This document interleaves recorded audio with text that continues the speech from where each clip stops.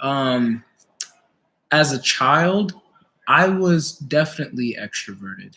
That was no doubt. My parents said that I got along with everybody. I was the type of child that was like randomly saying hello to police officers. I learned how to read at the age of 2, and I was very articulate. Because when I think of people who like talk too much, I think of people who just blabber, like they're not really saying anything. Like people just like hear them as like background noise. It's just like mindless chat. And I made sure to clarify with my relatives and stuff like, well, was I annoying? Like they're like, no, like you were really smart. Like you were asking questions and stuff. It was just annoying to us because we didn't know the answers to your questions. My parents told me that I was a very affable child. Like, you hear a lot about siblings who always fought and everything. With me and my younger sister, my mom said that one example would be that like if she wanted to watch something on TV and I wanted to watch something on TV, I would always just be like, okay, and I would just give the remote to my younger sister. So I did not have as much of a problem with like just letting go of whatever to release to her. I was the type of child that was like leading. I often talk about this. I led my friends out of Sunday school. Like I was a leader, but in the places where I felt comfortable. So in church, I felt very comfortable because I grew up in the church and all of that. But then when we took it to school, for example, then I was always a follower at school.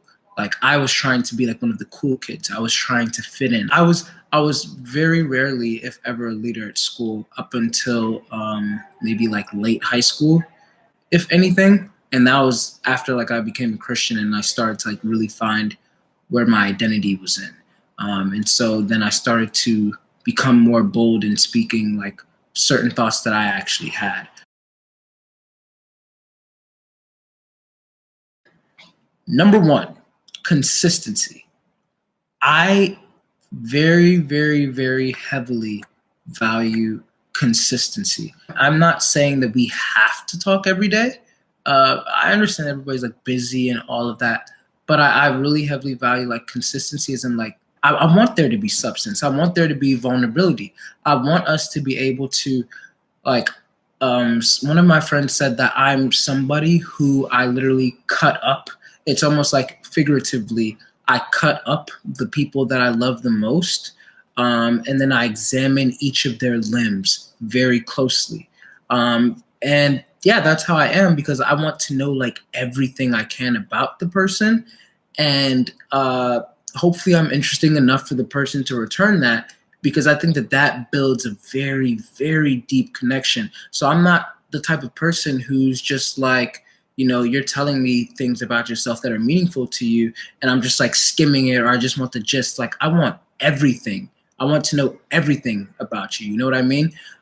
So that's kind of like what I really like value in a friend, or the traits of a good friend, like being able to listen, good listening. If you have like great listening skills and you're able to retain the information that somebody's saying to you, and then you have someone, a good friendship is being able to reciprocate that. So yeah, that's in essence what it is: consistency and great listening, and being genuinely into the other person. You don't have to agree with everything that I think and everything that I say, but as long as you're respectful and consistent and you can see how it makes sense to me, that I really value that because I like learning from other people.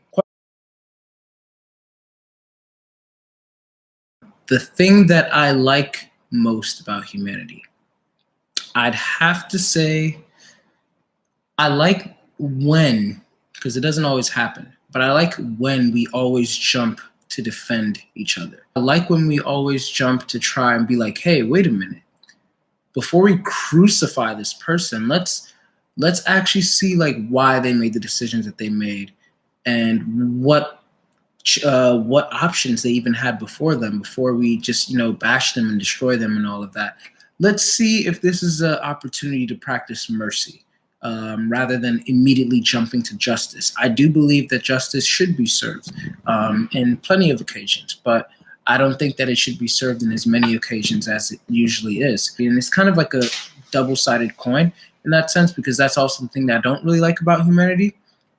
I feel like uh, humanity's weakness oftentimes is the ability to understand. They don't want to self-introspect enough. Like a lot of us are in denial of certain things within ourselves. Like we're in denial of certain behaviors. We are so blind to things that we do that when other people are doing them, then we get disgusted with what they're doing and not realizing that we do the very same thing, maybe in a slightly different manner, but it's still the same thing. And then we are so quick to call those people out on those things and like bash them, do all this and do all that. But then we don't see how in the narrative, if we were to watch our lives like play out before us, that we were doing the same thing. Like, shoot, who knows? Maybe I'm doing the same thing. I try my best not to before I go and point a finger. And even then, I try to rarely point a finger. But when I do, I try to make sure that I don't have like fingers pointing back at me.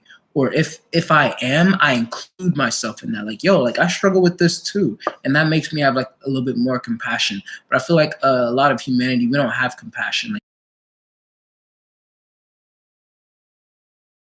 dang, that's a whole video in and of itself. But I'm gonna try and like just poke at one thing.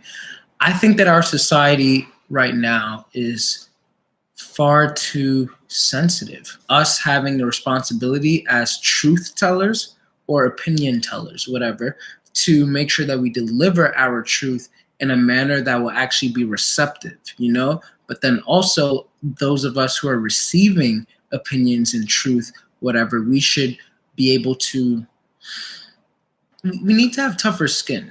It's a dance that we both have to do. And I feel like our society right now, it all ties into the understanding thing. Like everybody's just fighting because they're not taking enough time to understand the other side. And then sometimes one side does take the time to understand the other side, but then it's not being reciprocated. And if we're not both in this dance, that's a problem. So yeah, going back to that question, where do I see society going in the next few years, and myself? I see myself continuing to preach about this very thing. I see myself continuing to preach about understanding and about mercy and about listening. Like we don't listen. We don't know how to listen, and it's really sad because a lot of people take pride in being good listeners, but then when I observe them, I'm like, no, I actually don't think that you are a good listener. That's just my opinion. But hey, somebody said being offended is a choice. And I think that sometimes it's good to be offended because you can use that to create change. You can't just like be numb to everything. But then at the same time, you shouldn't be offended by everything, even if somebody meant something offensive to you. But I'm going to like continue to give at least my thoughts and opinions for whoever is able to listen to them, even if it's 100 years from now, after I'm dead and people are like, hey, who is that Denzel? Dang, his videos were kind of long, but now that he's dead, all of a sudden I have the time and interest to check him out.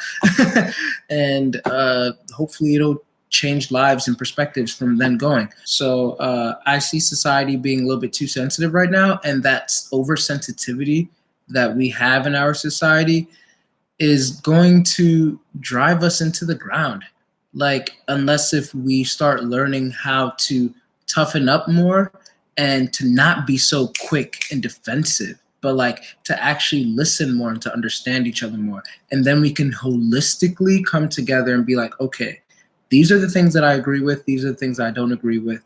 How can we make this work without becoming hostile? And I'm always talking about the middle ground, Jubilee's middle ground videos on here on YouTube, where they come together, opposing sides. They come together and then they discuss things. So yeah, I think that's where I see society going, like becoming too sensitive to the point where everybody's just divided. And then when we're divided, we can't really conquer anything, But if we can find a way to still have our differences and our individuality, but then find ways to be able to have them work together to continue to build humanity, that'd be great. And that's kind of what I feel like my mission is, to help bring some of that to surface. Understanding, find people that actually care about what you have to say. And that's something that I'm still working on. Like you guys on my YouTube channel, y'all are my like tribe in a way. Like I don't have like a million subscribers or anything. And my subscribers actually grow like very slowly. And you know, I don't get as many views on my videos and stuff, but I'm happy with what I see. You know what I mean? And learning to be like happy with what you have there, with like, wow, you know, like 20 people actually cared about what I had to say about racism. You could look at it and be like, 30 views? That's so dumb. You know, like that's nothing. But for me, that's something. If I was to sit down and actually like see 20 people actually listening to me about what I have to say, that's really affirming. As a 9, I think that you want to surround yourself with people like that, because those are the people that'll help encourage you to say more of the things that you think. Because if you surround yourself with more people who just keep on interrupting you and, oh yeah, I already know what you're going to say, and like just make you feel like, you know, you're not really, like whatever you're saying doesn't really matter, you're going to continue to believe that. You already have enough of those thoughts like in your head.